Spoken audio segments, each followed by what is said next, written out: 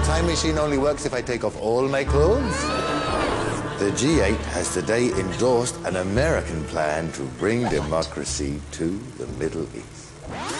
And which country were they discussing that particular morning? Why, Iran, of course, which until 1953 was a secular democracy.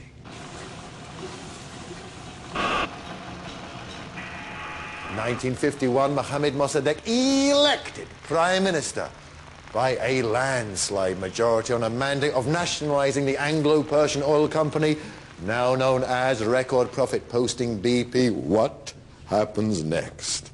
The Foreign Office recommend a coup d'etat.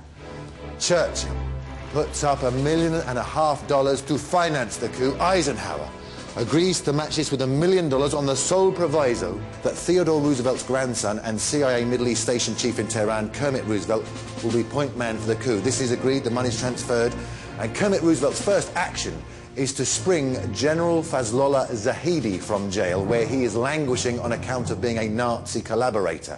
But this is the man that Kermit Roosevelt has chosen to lead the military part of the coup. Incidentally, I hope you're all impressed by the way I'm just letting the whole Kermit angle slide. For I feel that other comedians would not have had the self-discipline to walk away from that rich storehouse of comedic possibility, but would instead have become mesmerized by a mental comedy graph whose x-axis was Middle Eastern politics and whose y-axis was children's TV programs of the 1970s, and would have attempted to plot the intersection points and asymptotes thereon. But I feel that, yes, we could have that laugh, but at a terrible psychic cost, which would be that from here to the end of the show, there would be a tinny, hollow sound to the laughter, and a collective shared sense of disappointment, of the spectrum of possibility having been brutally diminished. And we got through the show fine, like any other, and gone our separate ways, but there would have been this sense, perhaps on a pre-conscious level, but real nonetheless, of disappointment. And it would all have been traceable back to this moment, had we gone down that particular comedic pathway, which is why we shall not be taking that particular. That said, however, be advised, I shall shortly be using the phrase puppet regime. I don't want to get overexcited or to overreact in any way. You're a sophisticated, more-for audience. You will credit me that that is the given socio-political terminology, the only accurate phraseology wherewith to describe how Kermit Roosevelt installs Shah Reza Pahlavi's absolute dictator of Iran, head of the notorious Savak secret police, which in 1976, he's still there, Amnesty described as responsible for the worst human rights atrocities on planet Earth. This was Britain and America bringing democracy to the Middle East in 1953 style. Yes, but that was then. This is now. Now there's an American plan, endorsed by the G8, I might add, to bring democracy to the Middle East generally, not just in Iran, but in Iraq, where the United States is building 14 permanent US military bases on Iraqi soil. What's so profound is the corporate news media's acquired naivety, the learnt ability not to see or hear the uncomfortable fact that they could be interviewing a 4-star US general while he is laying bricks on the very building site of one of these US military bases and still notice... Frightening people, man. Bush trying to buy votes towards the end of the election. He goes around, you know, selling weapons to everyone, getting that military-industrial complex vote happening for him. Sold 160 fighter jets to Korea, then 240 tanks to Kuwait, and then goes around making speeches why he should be commander-in-chief because we still live in a dangerous world. Thanks to you, you fucker. What are you doing? Last week, Kuwaitis had nothing but rocks. Quit arming the fucking world, man. You know he armed Iraq. I wondered about that, too. You know, during the Persian Gulf War, those intelligence reports would come out. Iraq, incredible weapons. Incredible weapons. How do you know that? Oh, well...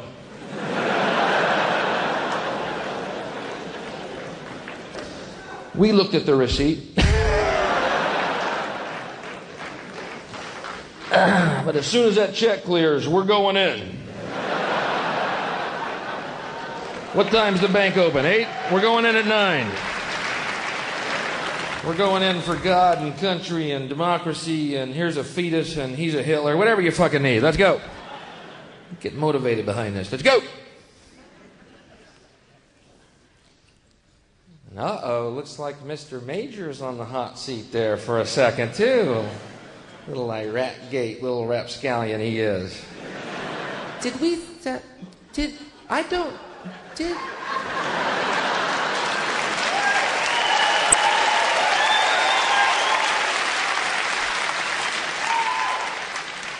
I'll have to check Maggie's old calendar.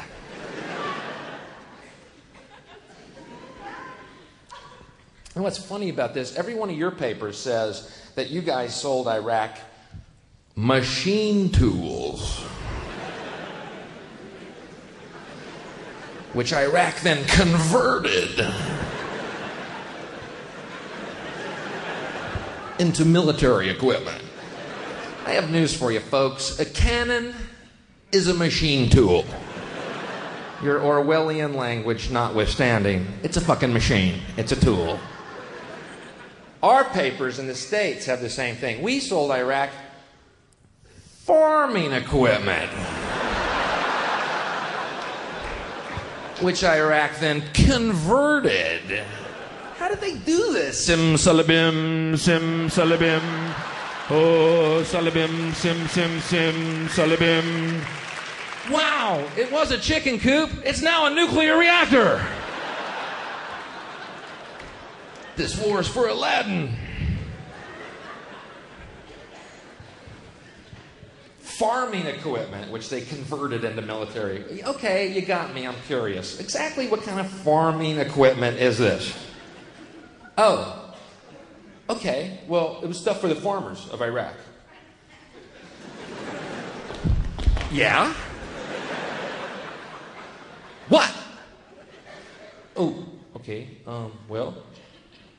Oh, one of the things we gave him was for the farmer. Is a new thing we'd come up with called the flame-throwing rake. No, it was for the farmer. See, he would rake the leaves and then just turn around.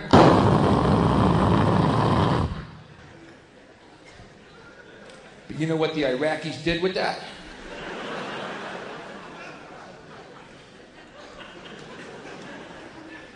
There's no trees in Iraq. What are you sending them rakes for, you asshole? We could have done our research better, perhaps, yes. What else did you sell him? Okay, one of the other things we gave him is a new thing for the farmer. The armored tractor. No, what farmers, when they farm, will look over their shoulders at times, and they won't see a tree, and they'll hit it, maybe, and there'll be a wasp nest in the tree, and the wasp will come in and sting them. So we put 4 inches of armor all over the tractor and a turret to shoot pesticide on the wasp. Yeah, but you know what the Iraqis did with that? Can't trust them.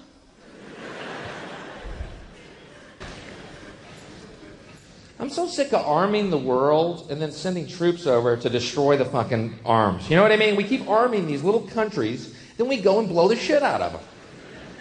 We're like the bullies of the world, you know? We're like Jack Palance in the movie Shane, throwing the pistol at the sheep herder's feet. Pick it up.